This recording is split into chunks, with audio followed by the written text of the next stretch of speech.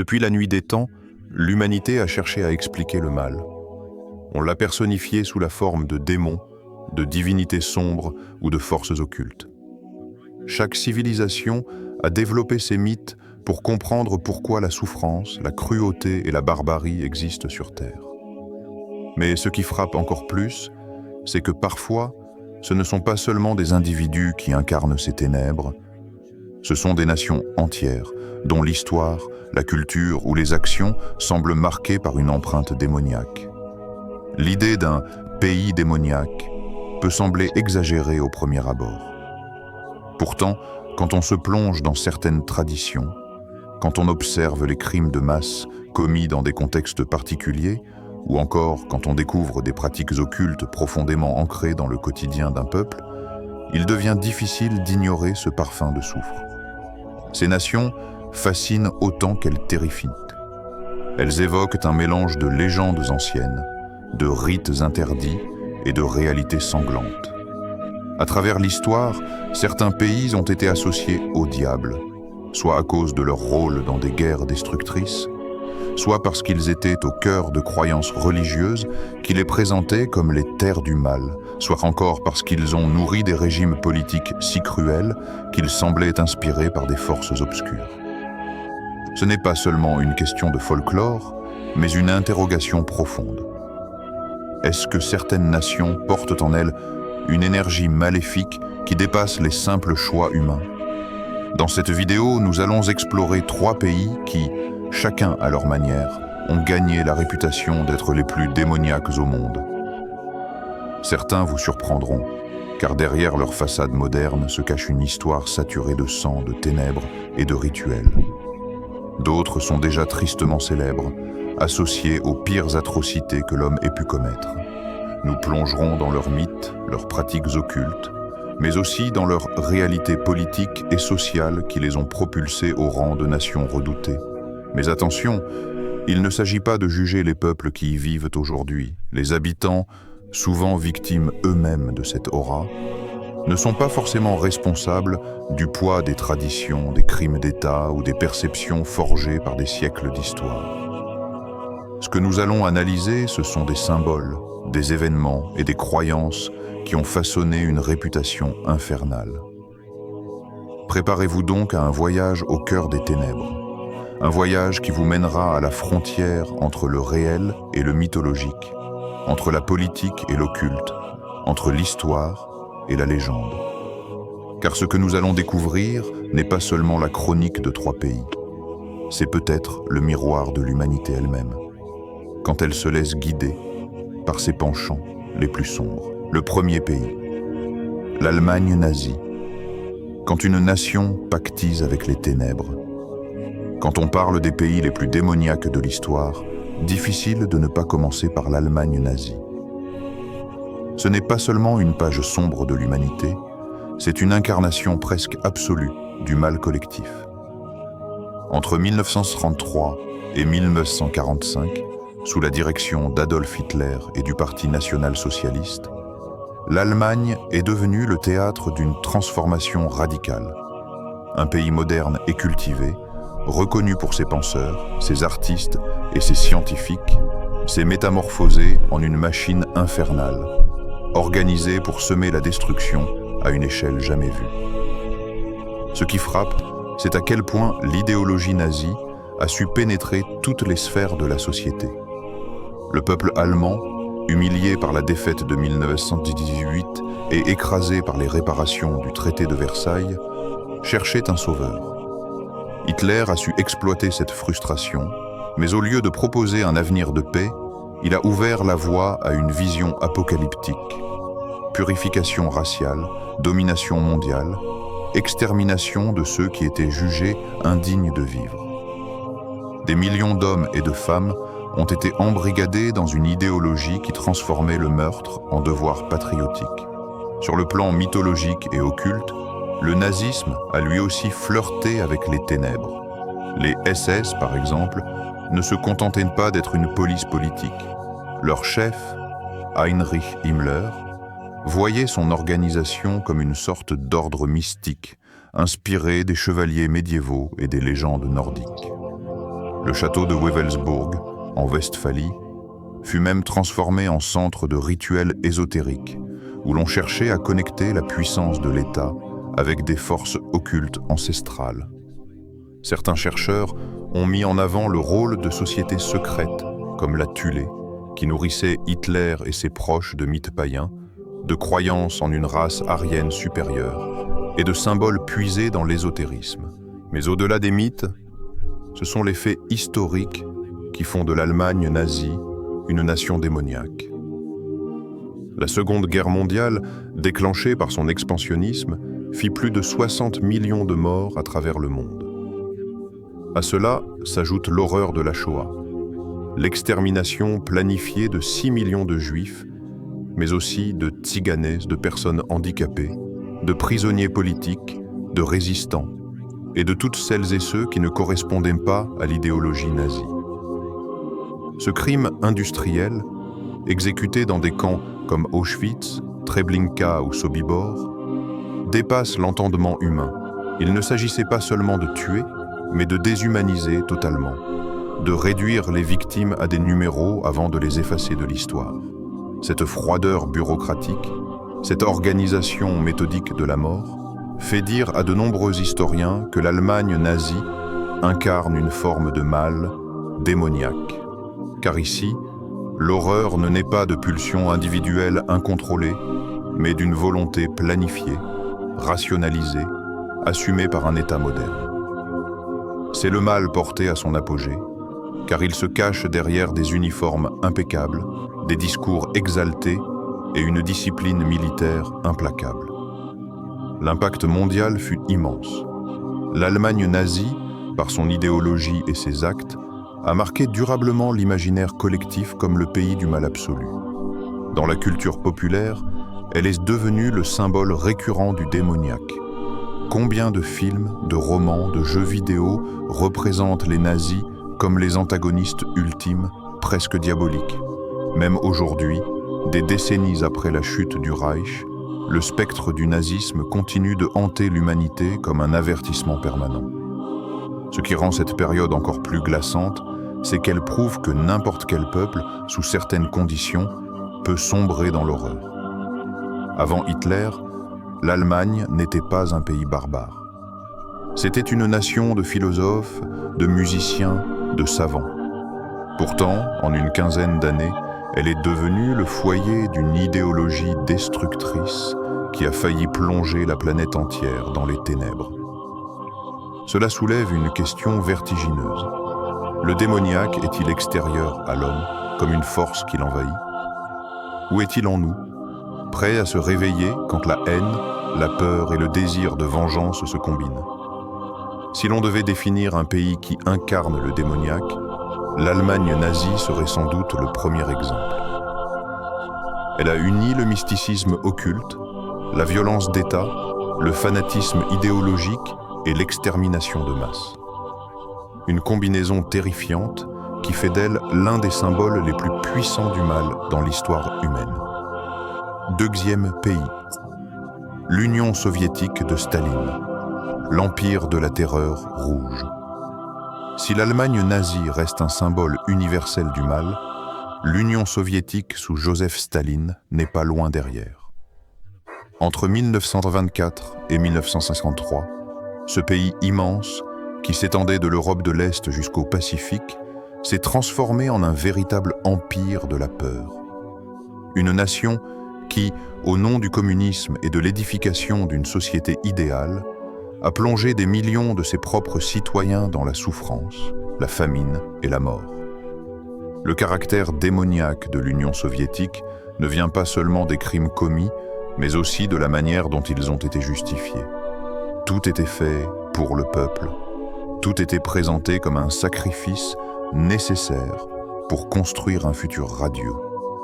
Or, derrière cette façade idéologique, se cachait une mécanique infernale où l'État écrasait l'individu, où la moindre contestation devenait une trahison, et où la vie humaine ne valait rien face aux objectifs du parti. Dès les premières années de son règne, Staline lança une série de politiques brutales. La collectivisation forcée des campagnes dans les années 1930 devait transformer l'agriculture traditionnelle en un système contrôlé par l'État. Mais cette réforme s'accompagna de violences extrêmes. Les paysans récalcitrants, appelés kulaks, furent déportés en masse, envoyés dans les camps de travail du goulag ou exécutés. La famine qui en résulta, notamment en Ukraine, fit plusieurs millions de morts. On parle de l'Holodomor, une famine organisée, où des populations entières furent privées de nourriture parce qu'elles avaient osé résister au régime. Parallèlement, Staline mit en place une machine de répression sans équivalent. La police politique, le NKVD, traquait les opposants réels ou supposés.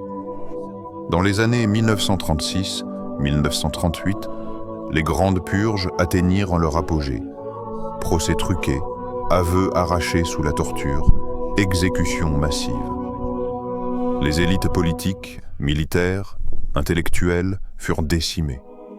Personne n'était à l'abri.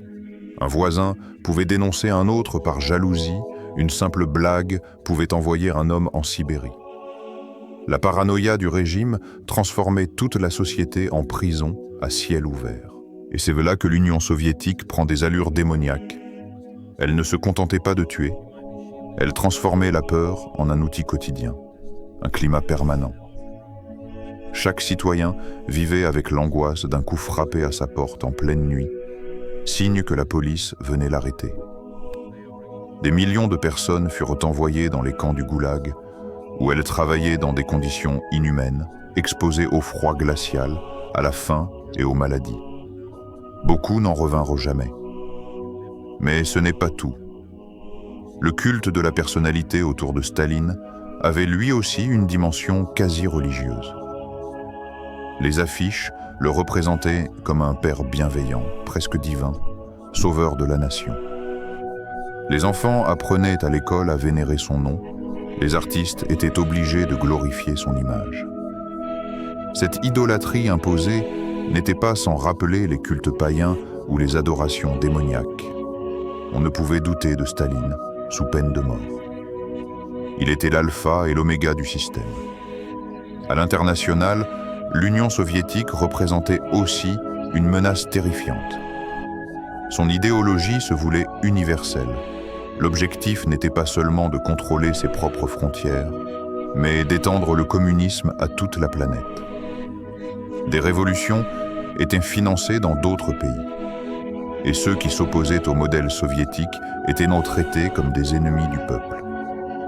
Le démoniaque, ici, ne résidait pas seulement dans la répression interne, mais aussi dans cette volonté d'imposer à l'ensemble du monde une vision unique, quitte à provoquer des guerres et des massacres. Le plus glaçant, c'est la froideur bureaucratique de tout ce système. Comme dans l'Allemagne nazie, la terreur soviétique n'était pas un chaos désorganisé.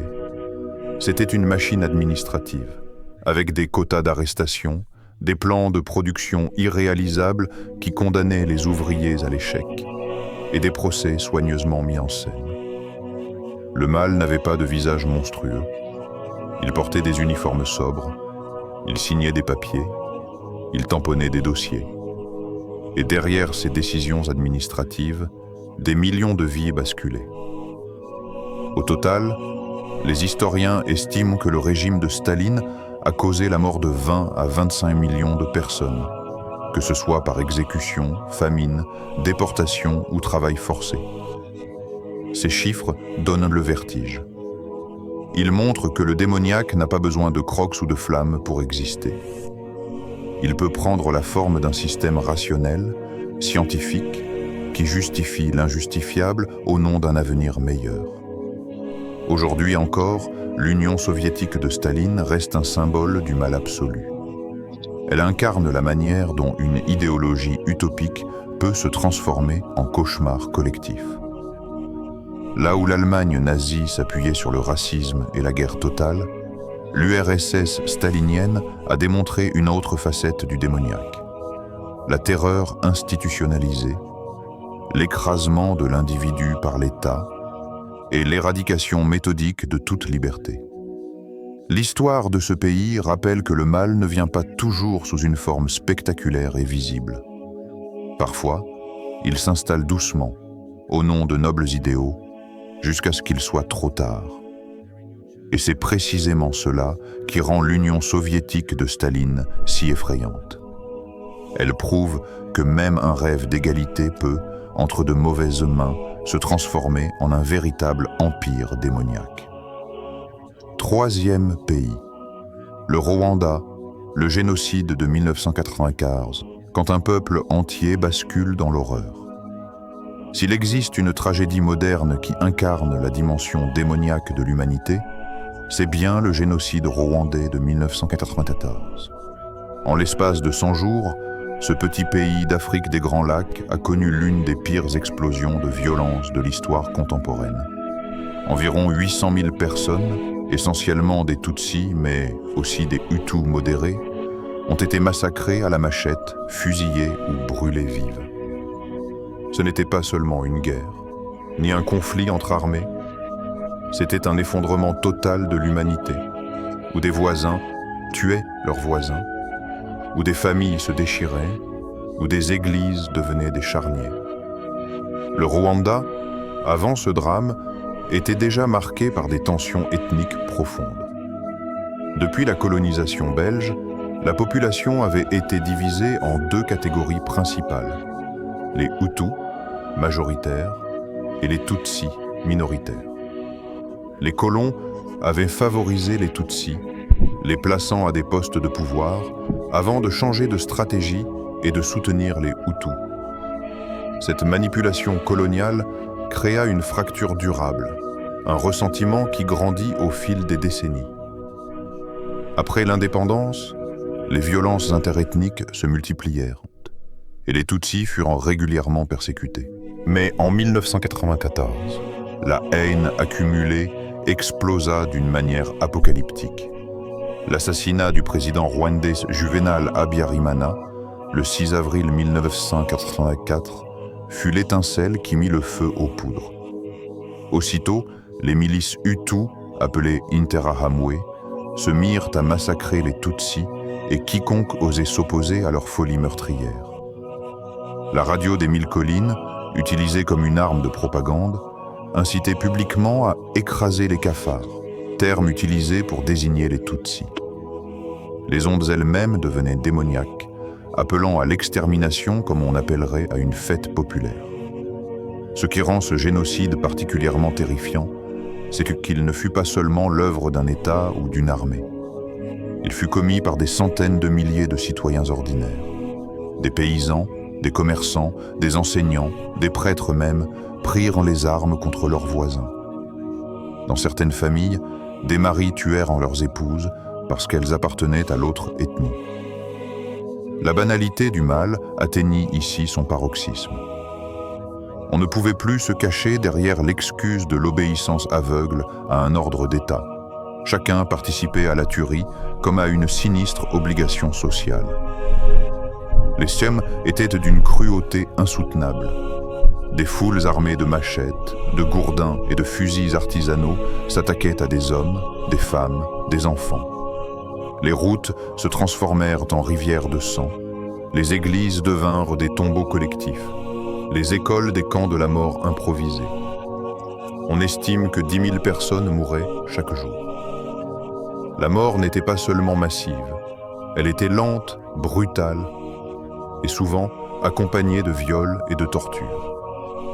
Le rôle de l'État rwandais fut lui aussi démoniaque. Le gouvernement provisoire encouragea les massacres, distribua des armes, établit des barrages routiers où l'on vérifiait les cartes d'identité pour identifier les Tutsis avant de les tuer sur place. Les institutions, au lieu de protéger la population, devinrent des instruments de son extermination. Le pays entier se transforma en machine de mort. La communauté internationale, de son côté, resta largement passive. L'ONU, présente sur place avec une mission de maintien de la paix, reçut l'ordre de ne pas intervenir. Les grandes puissances, conscientes de l'ampleur des massacres, préférèrent détourner le regard. Cet abandon rendit le drame encore plus monstrueux. Alors que les victimes appelaient à l'aide, personne ne vint arrêter le carnage. C'était comme si le Rwanda avait été laissé aux mains des démons, livré à une folie destructrice incontrôlable. Ce génocide illustre une autre dimension du mal. Il n'a pas besoin de grandes idéologies ni de technologies industrielles pour s'exprimer. Ici, les démons portaient en le visage des voisins, des collègues, des amis. Le mal ne surgissait pas d'un État lointain ou d'un dictateur isolé. Il était dans la rue, dans la maison d'à côté, dans le regard de celui avec qui on avait grandi. Et c'est cela qui glace le sang, la démoniaque capacité de l'homme à se transformer en bourreau du jour au lendemain. Aujourd'hui encore, le Rwanda porte les cicatrices de ce drame. Le pays a certes réussi à reconstruire une forme de stabilité, mais la mémoire du génocide reste vivante. Des monuments commémoratifs, des charniers conservés comme preuve, rappellent à chaque génération ce qui s'est produit. Le Rwanda est devenu le symbole d'un mal qui surgit de l'intérieur, d'une haine si profonde qu'elle a pu transformer une nation entière en un champ de massacre. Ce génocide pose une question vertigineuse.